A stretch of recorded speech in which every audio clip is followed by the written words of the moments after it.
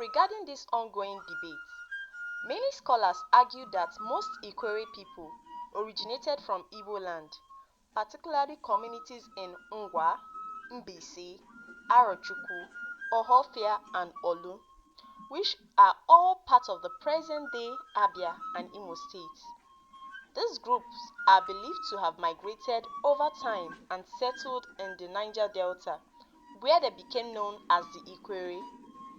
Their language, custom, and tradition remain closely linked to those of the Igbo, leading many to conclude that Ikwerre are part of the larger Igbo ethnic group. However, some Ikwerre scholars claim that the Ikwerre people have Bini ancestry rather than Igbo origin.